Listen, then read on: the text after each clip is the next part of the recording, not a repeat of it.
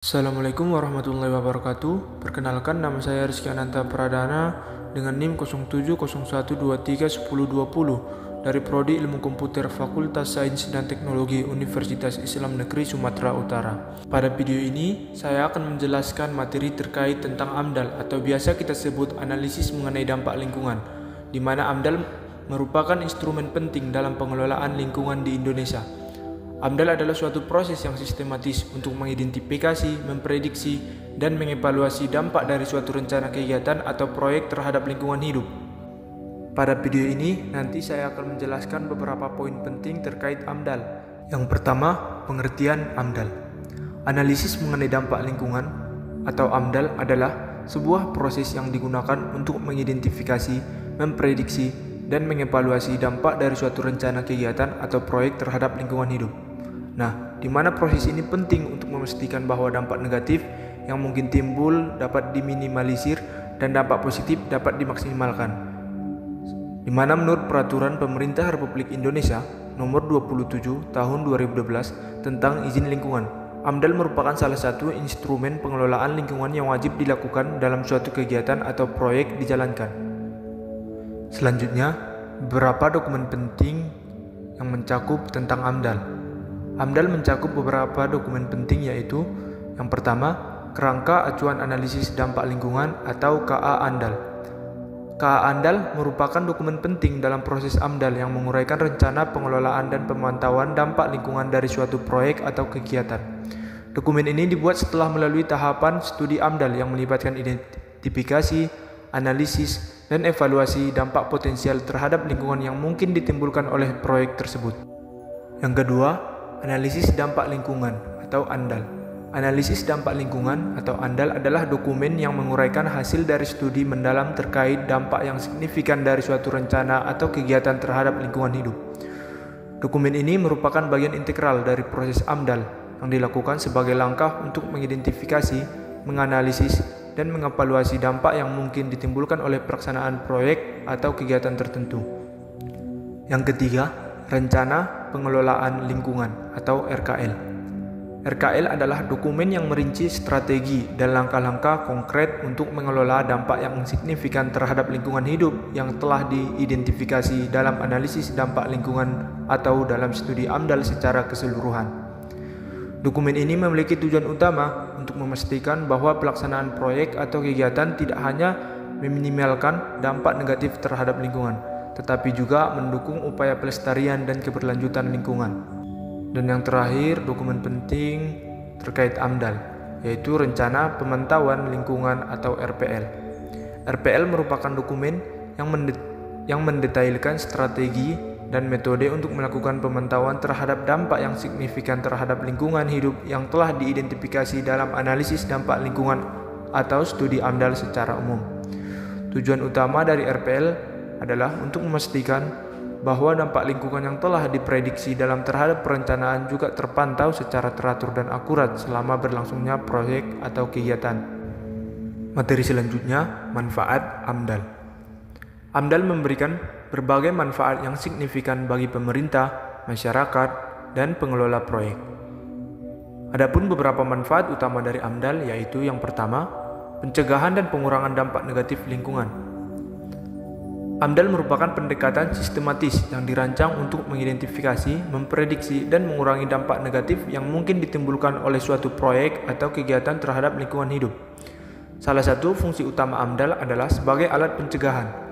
Dengan memahami potensi dampak yang mungkin ditimbulkan sejak awal, pengelola proyek dapat merancang langkah-langkah pencegahan yang tepat. Misalnya, mereka dapat memilih teknologi yang ramah lingkungan, menentukan lokasi proyek yang paling sesuai untuk mengurangi dampak terhadap habitat alami, atau mengimplementasikan strategi mitigasi untuk mengurangi dampak terhadap air dan udara.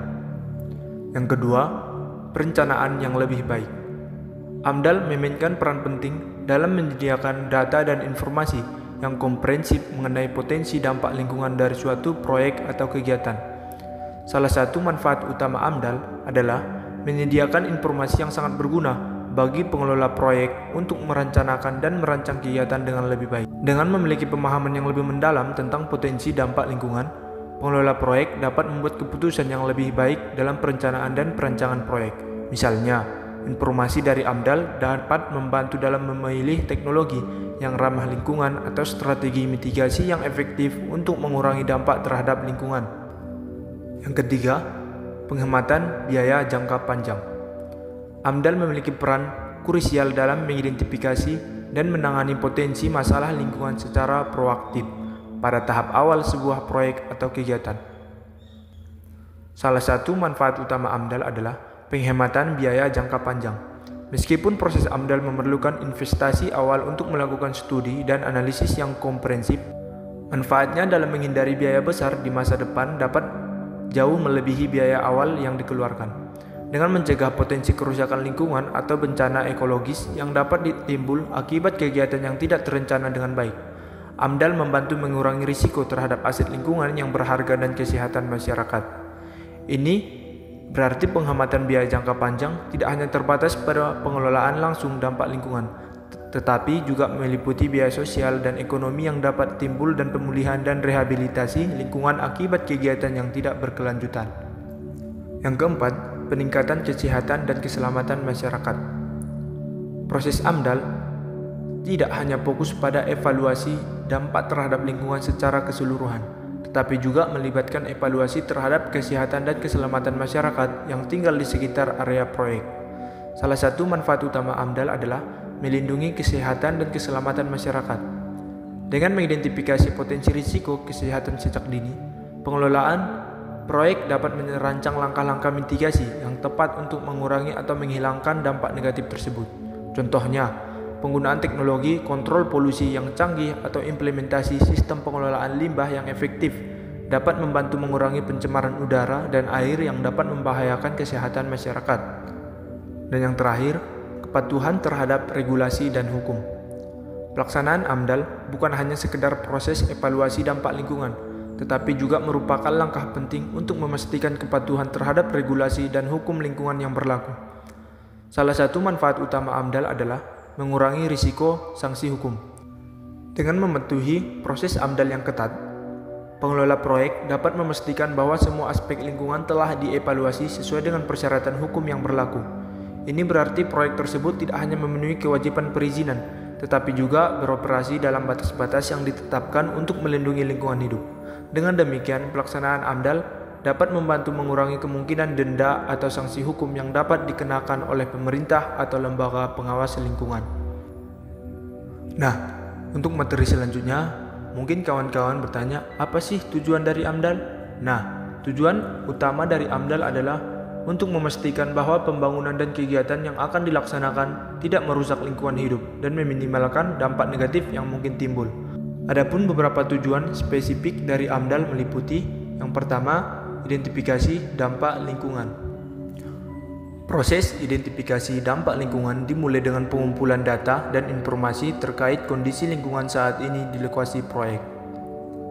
Tim ahli AMDAL melakukan survei lapangan, studi literatur, serta interaksi dengan masyarakat setempat untuk memperoleh pemahaman yang komprehensif tentang lingkungan yang ada dan potensi dampak yang mungkin timbul.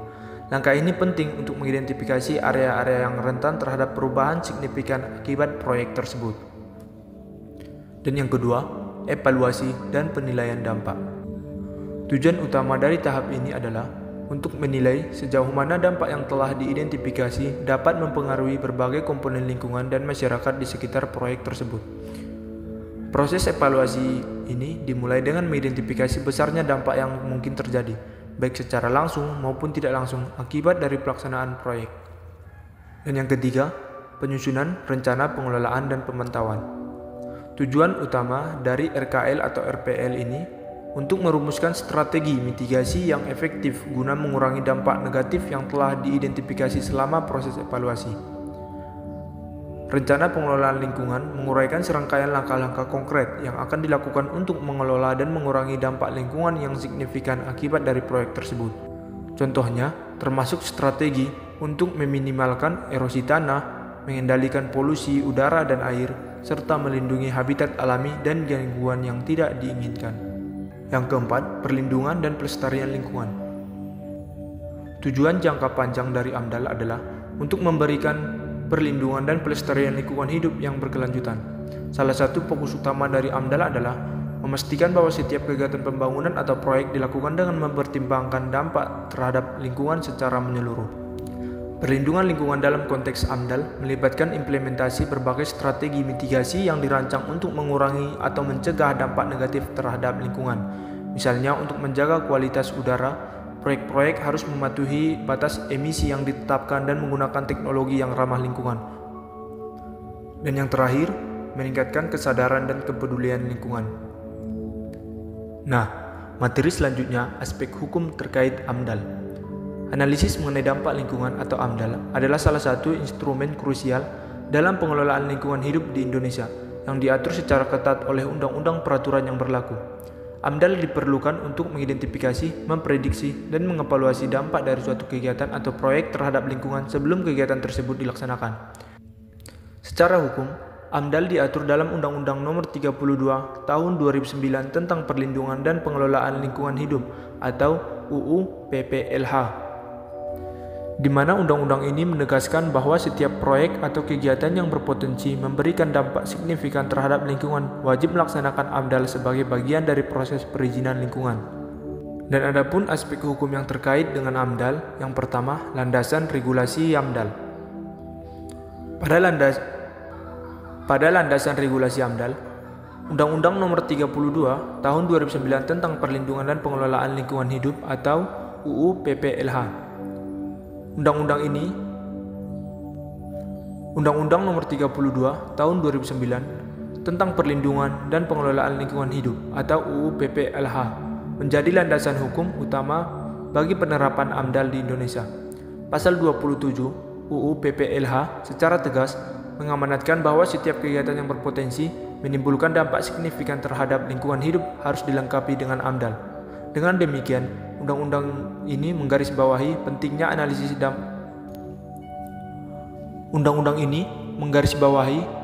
analisis dampak lingkungan dalam setiap proyek untuk memastikan perlindungan dan pengelolaan lingkungan yang berkelanjutan.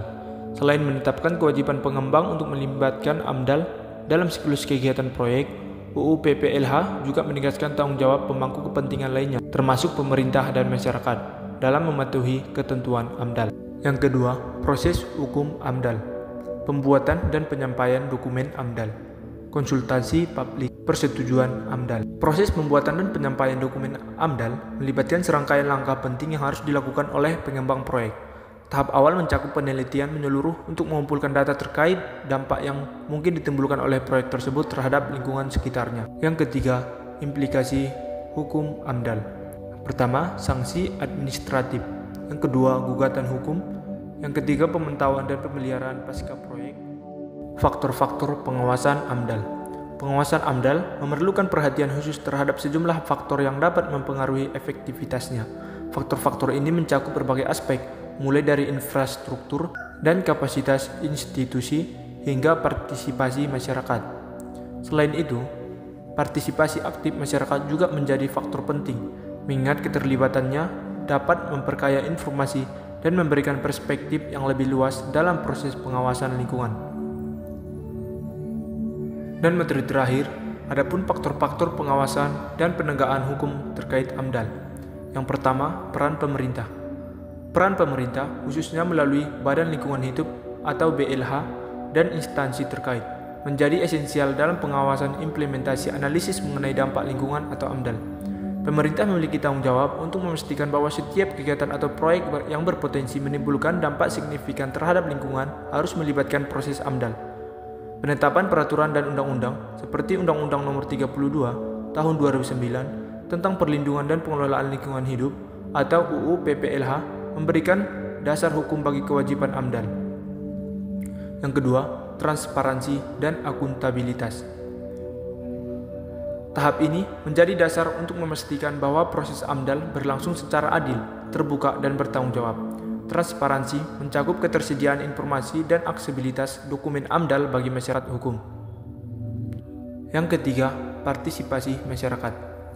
Partisipasi masyarakat adalah fondasi penting dalam pengawasan AMDAL, memastikan bahwa kebijakan lingkungan hidup dapat mencerminkan kebutuhan, kekhawatiran, dan aspirasi masyarakat yang terdampak. Hak masyarakat untuk berpartisipasi dalam proses AMDAL diakui sebagai salah satu elemen kunci dalam mencapai keadilan lingkungan dan pembangunan yang berkelanjutan. Partisipasi masyarakat memberikan ruang bagi warga setempat untuk menyuarakan keprihatinan dan pandangan. Keterlibatan ini menciptakan forum terbuka di mana masyarakat dapat memberikan masukan berdasarkan pengetahuan lokal dan pengalaman terhadap lingkungan setempat. Yang keempat, kesiapan infrastruktur dan sumber daya. Badan Lingkungan Hidup dan lembaga terkait memiliki peran krusial dalam menilai dan memantau dokumen AMDAL serta mengawasi implementasinya. Keterbatasan infrastruktur dan sumber daya manusia dapat menjadi kendala serius yang mempengaruhi efektivitas pengawasan ini. Dalam konteks infrastruktur, BLH membutuhkan sistem informasi dan teknologi yang canggih untuk menilai dokumen AMDAL secara efisien. Dan yang terakhir, sanksi dan penegakan hukum. Ketegasan dalam memperlakukan sanksi menjadi dorongan kuat untuk mencegah pelanggaran terhadap ketentuan AMDAL. Dalam konteks ini, Badan Lingkungan Hidup dan lembaga terkait perlu memiliki kewenangan yang memadai untuk memberikan sanksi yang sesuai dengan pelanggaran yang terjadi. Sanksi administratif seperti denda dan pencabutan izin menjadi instrumen penting yang dapat memberikan efek jera kepada pelaku usaha atau pihak yang terlibat. Pasal 66 Undang-Undang Nomor 32 Tahun 2009 tentang Perlindungan dan Pengelolaan Lingkungan Hidup memberikan dasar hukum bagi pemberian sanksi terhadap pelanggaran terkait lingkungan. Denda yang signifikan dapat menjadi deteran bagi pelaku usaha untuk mematuhi prosedur AMDAL dengan cermat. Demikian materi yang dapat saya sampaikan terkait tentang AMDAL, analisis mengenai dampak lingkungan. Mudah-mudahan apa yang saya sampaikan tadi dapat menambah wawasan dan pengetahuan kawan-kawan. Dan apabila ada penjelasan saya yang kurang jelas, mohon dimaafkan. Assalamualaikum warahmatullahi wabarakatuh.